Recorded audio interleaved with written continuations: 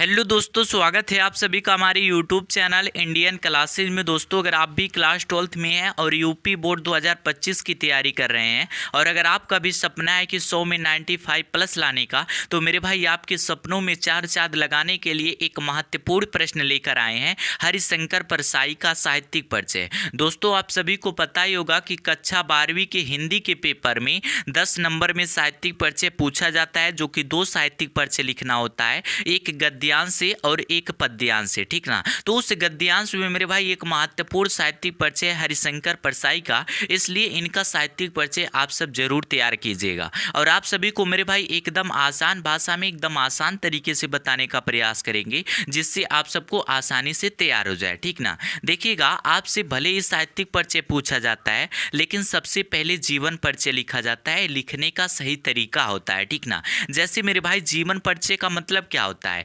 उनकी जीवनी घटना को जीवन परिचय में लिखा जाता है और उन्होंने अपने जीवन काल में कौन कौन से काम किए, इस बातों को मेरे भाई साहित्यिक परिचय में दर्शाया जाता है, ठीक ना। तो सबसे पहले आप सबको जीवन परिचय हेडिंग डालकर लिखना है, हरिशंकर परसाई का जन्म मध्य प्रदेश में इटारसी के निकट जमानी नामक स्थान पर 22 अगस्त 1924 ईस्वी को हुआ था, ठीक ना। मेरे भाई जो हरिशंकर परसाई जी है ना, उनके जन्म की बात करें तो कहाँ पे हुआ था, मध्य प्रदेश में इटारसी एक स्थान है, उसकी नजदीकी में जमानी नामक स्थान है, वहां पे इनका जन्म हुआ था। और जन्म तिथि की बात करें तो 22 अगस्त 1924 ईस्वी को हुआ था, ठीक ना। अब देखिएगा मेरे भाई, आपको इतना लिखने की जरूरत नहीं है कि 22 अगस्त 1924 ईस्वी को हुआ है। अगर आप मान लीजिए तारीख भूल गए हैं लेकिन आपको 1924 ईस्वी याद है, तो आप इतना ही लिख सकते हैं, कोई दिक्कत नहीं है, ठीक ना। लिख दीजिएगा कि हरिशंकर परसाई की जो जन्म तिथि है 1924 ईस्वी है और कहाँ पे जन्म हुआ था, लिख दीजिएगा जमानी नामक स्थान पर और कोष्टक में मध्य प्रदेश लिख दीजिएगा, ठीक ना। इससे यह स्पष्ट हो जाएगा मेरे भाई कि जमानी नामक स्थान कहाँ पर है, तो मध्य प्रदेश के अंतर्गत आता है, ठीक ना। उसके बाद से देखिएगा, आरंभ से लेकर स्नातक तक की इनकी शिक्षा मध्य प्रदेश में हुई। अब स्नातक क्या होता है इसको समझिएगा। जैसे 8वीं पास हो गए, 10वीं पास हो गए, 11वीं 12वीं पास हो गए, तो मेरे भाई जब तक आप 12वीं में पढ़ रहे हैं ना, तब तक आप स्कूल में पढ़ाई कर रहे हैं। लेकिन जैसे 12वीं पास करेंगे, आप बीए बीएससी बीकॉम करेंगे, कोई आईटीआई करेगा मेरे भाई, कोई इंजीनियरिंग लाइन में जाएगा, कोई डॉक्टरी लाइन में जाएगा, तो वहाँ पे क्या होता है, कॉलेज बोला जाता है, ठीक ना। उसके बाद से कॉलेज में ही पढ़ाई होती है, उसी को मेरे भाई स्नातक कहा जाता है, ठीक ना। बात समझ में आया कि नहीं आया। तो आरंभ से लेकर अर्थात बचपन से मेरे भाई इनकी पढ़ाई, उसके बाद स्नातक तक एक तरह से कह सकते हैं, जब तक इनकी पढ़ाई चली, वो पढ़ाई की बात करें तो मध्य प्रदेश में ही हुआ था, ठीक ना। इतना बातें लिखने के बाद से मेरे भाई साहित्यिक परिचय हेडिंग डालना है और साहित्यिक परिचय में क्या क्या लिखना है उसको देखिएगा। नागपुर विश्वविद्यालय से इन्होंने हिंदी में एमए की परीक्षा उत्तीर्ण की। इन्होंने जबलपुर से वसुधा नामक साहित्य मासिक पत्रिका का संपादक और प्रकाशन आरंभ किया।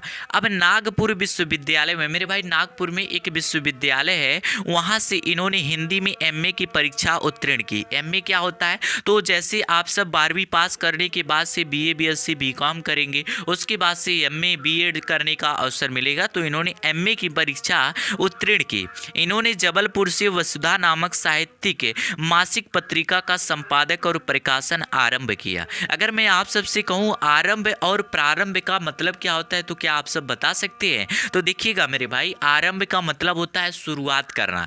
जैसे मान लीजिए कोई काम आप शुरुआत कर रहे हैं ना, तो उसी आरंभ कहा जाता है। और प्रारंभ का मतलब क्या होता है, दोबारा शुरुआत करना। जैसे मान लीजिए आप हिंदी पढ़कर पूरा सिलेबस खत्म कर दिए, लेकिन आप उसको भूल गए, फिर से आप कह रहे हैं कि उस चीज़ों को पढ़ेंगे, उसके बाद से मेरे भाई आपकी तैयार रखेंगे, उसी चीज को दोबारा पढ़ रहे हैं ना, उसी को मेरे भाई प्रारंभ कहा जाता है, ठीक ना। तो आपसे कोई पूछे आरंभ और प्रारंभ का मतलब क्या है, तो आप सब कहिएगा आरंभ का मतलब शुरुआत करना और प्रारंभ का मतलब उसी काम को दोबारा शुरुआत करना, ठीक ना। ये मेरे भाई पूछ लिया जाता है हिंदी में, आरंभ और प्रारंभ में अंतर क्या है, ठीक ना, 1 नंबर में आता है। तो यह क्या बताया गया कि मेरे भाई एमए की परीक्षा उत्तीर्ण कर लिए, जबलपुर से वसुधा नामक इनका मेरे भाई एक साहित्यिक मासिक पत्रिका है, ठीक ना। इनका पत्रिका याद रखिएगा, वसुधा नामक है। उसको इन्होंने क्या किए, आरंभ किए। परसाई जी ने मुख्यतः व्यंग्य प्रधान ललित निबंधों की रचना की है। अब परसाई का मतलब क्या है, हरिशंकर परसाई, यहाँ पे छोटा नाम लिख दिया गया है, हरिशंकर परसाई लिखिएगा। इन्होंने क्या किए, मुख्यतः व्यंग्य प्रधान ललित निबंधों की रचना की है। हिंदी व्यंग्य के आधार स्तंभ थे, ठीक ना। अब मेरे भाई यहाँ पे व्यंग्य क्या है आप सब कमेंट में बताइएगा, क्योंकि आप छोटे छोटे शब्दों को जब तक नहीं समझ पाएंगे ना, तब तक मेरे भाई आप उसको नहीं याद कर पाएंगे। अगर आप उसको समझ रहे हैं इसका अर्थ क्या है, तो आपको समझने में आसानी होगा। तो कमेंट में बताइएगा व्यंग्य क्या है, बहुत आसान सा है, ठीक ना।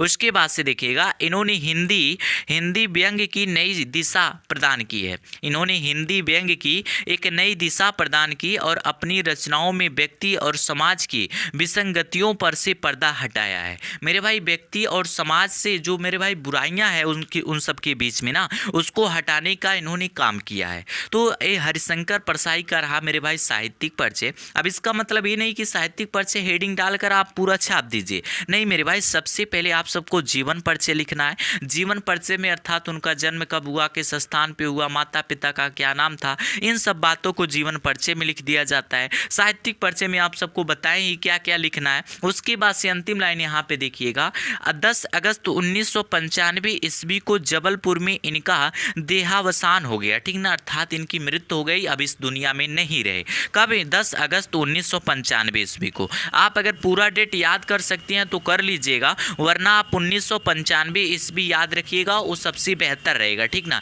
क्योंकि मेरे भाई मान लीजिए आप 3-4 गद्य से साहित्यिक परिचय तैयार कर लिए, 3-4 पद्य से साहित्यिक परिचय तैयार कर लिए, तो मेरे भाई उनका जन्म तिथि भूलने का बहुत ज़्यादा उम्मीद रहती है, ठीक ना। इसलिए आप सब जहाँ तक हो सकेगा आप उसको छोटा ही याद रखिएगा कि 1995 ईस्वी में इनका मृत्यु हुआ था। अब यहाँ पे देखिएगा, इनका मृत्यु कब हुआ था, या तो आप साहित्यिक परिचय से एक लाइन दूर लिखिएगा, या तो मेरे भाई जीवन परिचय में लिख दीजिएगा, कोई दिक्कत नहीं है, ठीक ना। उसके बाद से देखिएगा कृतियाँ लिखना होगा। अब कृतियाँ का मतलब क्या होता है, तो जैसे हाई स्कूल में कहा जाता था कि जीवन परिचय लिखते हुए रचनाओं का उल्लेख कीजिए, साहित्यिक परिचय में कहा जाता है मेरे भाई साहित्यिक परिचय लिखते हुए उनकी कृतियों का उल्लेख कीजिए। तो साहित्यिक परिचय तो बता ही दिए, अब कृतियाँ क्या होता है, तो रचना के साथ साथ मेरे भाई भाषा शैली अगर आप सब जोड़ देंगे ना, तो कृतियाँ में ही बदल जाएगा। जैसे देखिएगा, इनकी प्रमुख कृतियाँ निम्नलिखित है। जो हरिशंकर परसाई जी हैं उनकी कृतियों की बात करें तो मेरे भाई निम्नलिखित है। जैसे यहाँ पे है, हंसते हैं रोते हैं, ठीक ना, इनकी पहली रचना है।